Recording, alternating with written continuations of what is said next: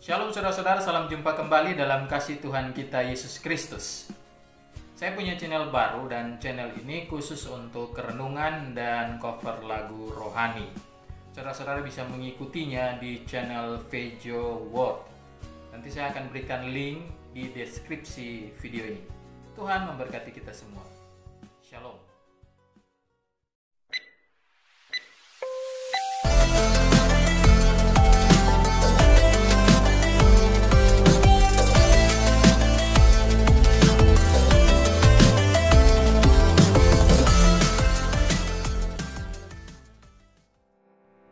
Shalom saudara-saudara, salam jumpa kembali dalam kasih Kristus. Pertanyaan sederhana buat kita semua. Bagaimana sikap yang tepat sebagai pendengar khotbah jika seorang pengkhotbah tidak melakukan apa yang dia khotbahkan? Dengan kata lain, pengkhotbah tersebut sedang menjadi batu sandungan buat banyak orang.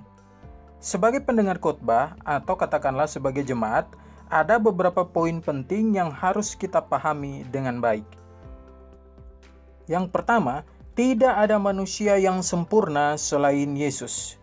Saudara-saudara, bicara tentang kesempurnaan, maka yang harus kita pahami bahwa tidak akan ada satu manusia pun yang dapat melakukan seluruh kebenaran kitab suci kecuali Yesus.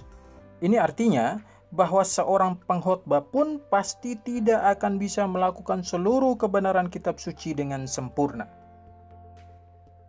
Hal ini harus kita pahami dengan baik, bahwa kalau saya tidak mungkin dapat melakukan semua kebenaran yang telah saya dengarkan, mungkin hanya sebagian kecil, begitu pula dengan seorang pengkhotbah punya potensi untuk melakukan hanya sebagian dari yang dia beritakan.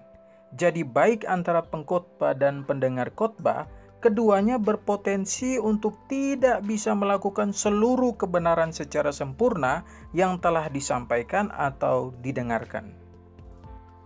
Yang kedua, belajar menerima kebenaran dari pengkhotbah yang tidak benar. Yang berikut saudara-saudara, belajar menerima kebenaran dari seorang pengkhotbah yang jelas-jelas tidak melakukan apa yang dia khotbahkan. Hal ini memang sulit karena tidak dapat dipungkiri bahwa saat kita mencoba mendengarkan khotbah dari seorang yang tidak melakukan apa yang dia khotbahkan, pada saat yang sama iblis akan menggoda kita untuk tidak menerima kebenaran yang dia sampaikan karena perilakunya.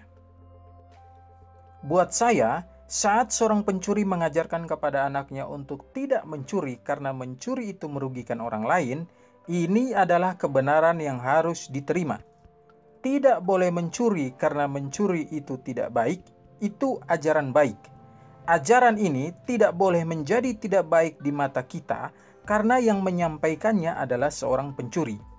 Demikian juga, kita tidak boleh menolak kebenaran tentang jangan bersinah karena pengkhotbah tersebut pernah atau sedang melakukan persinahan. Yang ketiga, fokus yang benar saat mendengarkan khotbah.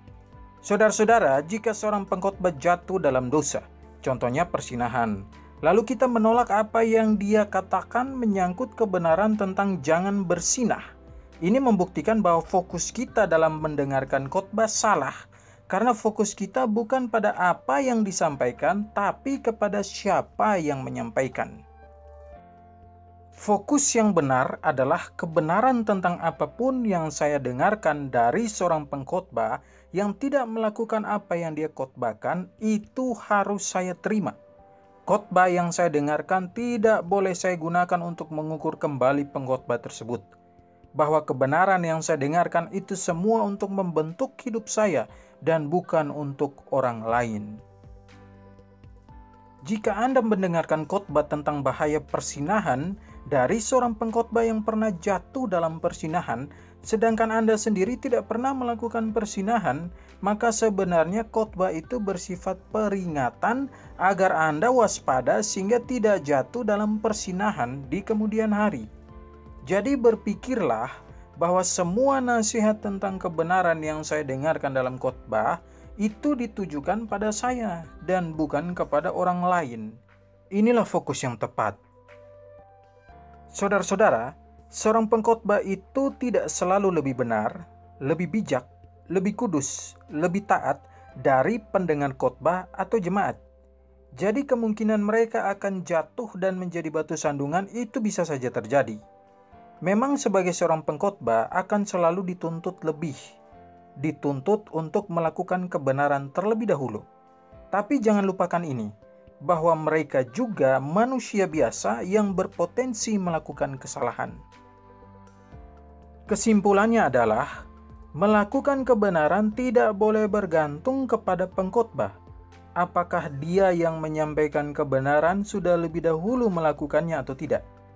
Kita melakukan kebenaran karena kita tahu bahwa Tuhan mau kita hidup benar di hadapannya.